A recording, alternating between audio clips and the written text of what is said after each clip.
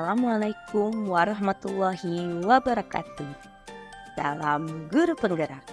Hai, perkenalkan nama saya Devi Piana, calon guru penggerak angkatan ke-10 dari SDS Bina Bangsa 02, Kabupaten Kota Waringin Timur.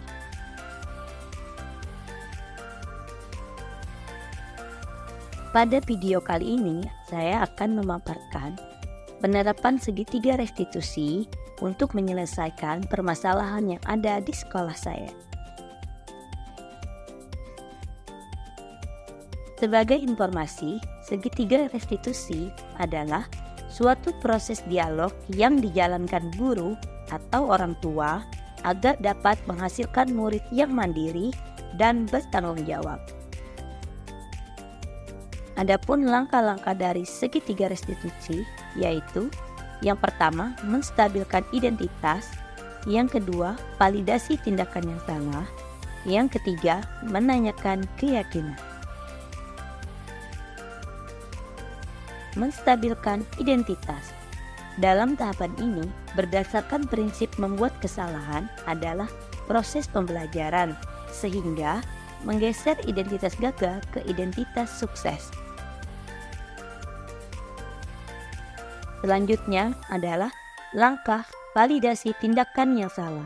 Dalam langkah ini, guru berdasarkan prinsip setiap perilaku berupaya memenuhi suatu kebutuhan tertentu.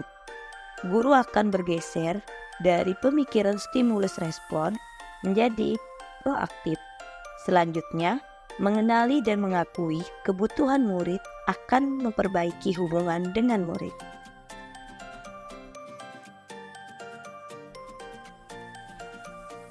Langkah yang selanjutnya adalah menanyakan keyakinan.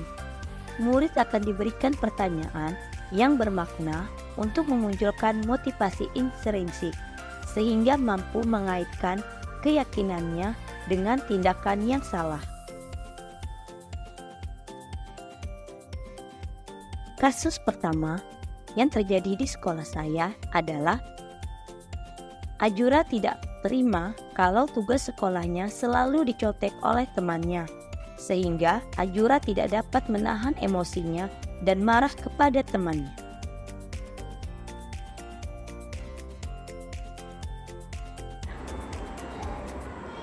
Ajura, tadi Ibu dengar dari ketua kelas, Ajura habis bertengkar dengan Habi.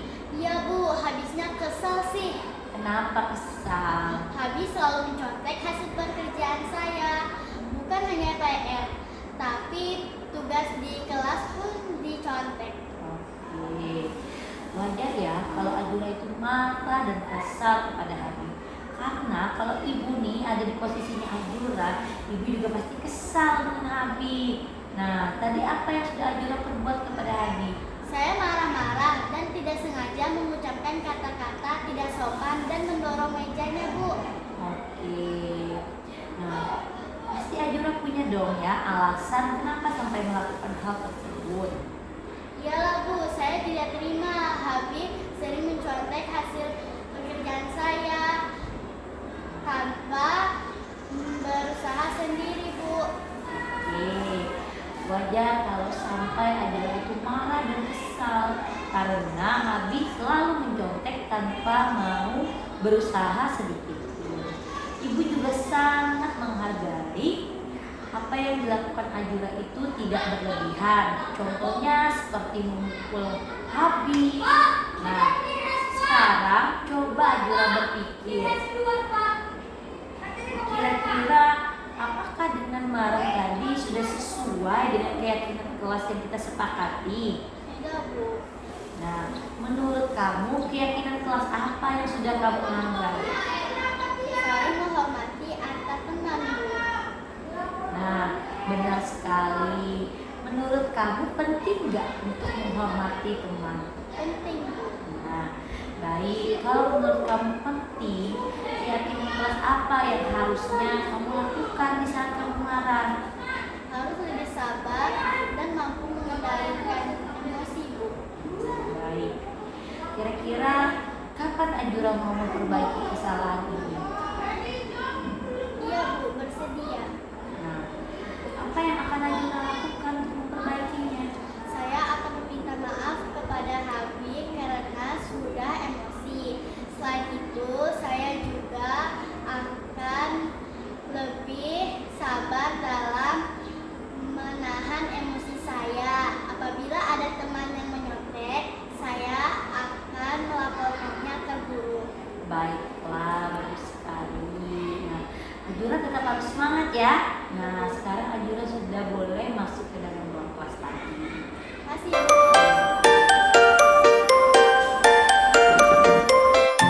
kasus yang kedua.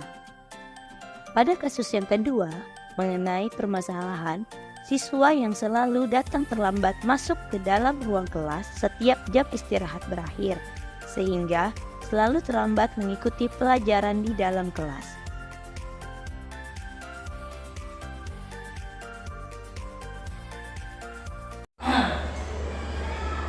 Hai Nabila, sudah tahu belum kenapa Nabila ibu panggil ke ruangan ini? Karena saya terlambat masuk ke kelas, Bu. Oke, menurut Nabila apa yang Nabila lakukan itu merupakan hal yang baik tidak? Tidak, Bu. Saya minta maaf. Saya salah.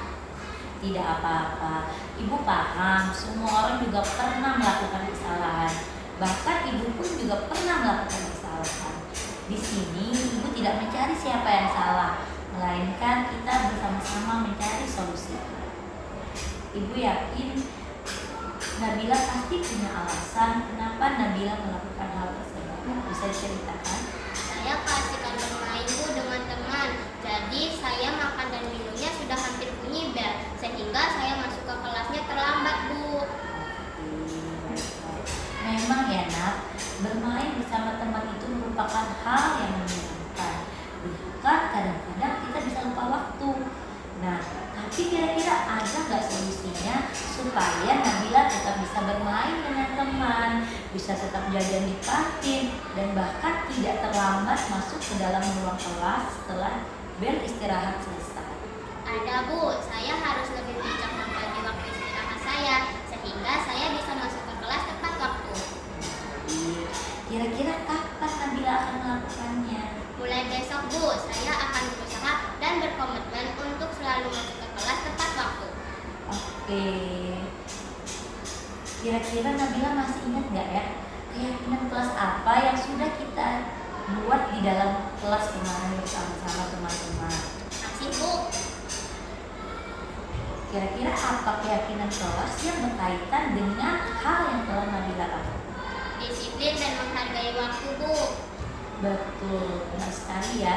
Nah, Nabila ini sebenarnya ingin menjadi murid yang seperti apa? Saya ingin menjadi murid yang disiplin dan menghargai waktu, serta menghormati guru dengan masuk ke kelas tepat waktu. Bagus sekali. Ya, baiklah Nabila, kita sekarang sudah dapat ya solusinya. Ibu yakin sekali Nabila bisa menanamkan hal tersebut, bisa menjadi murid yang bijak dalam menghargai waktu. Baik, Bu, terima kasih. Nah, sekarang Nabila boleh kembali ke dalam ruang kelas ya, dan semangat ya belajarnya. Sekian video kasus dari segitiga restitusi yang terjadi di sekolah saya. Semoga dua kasus ini dapat menjadi pembelajaran serta bermanfaat untuk kita semua. Terima kasih.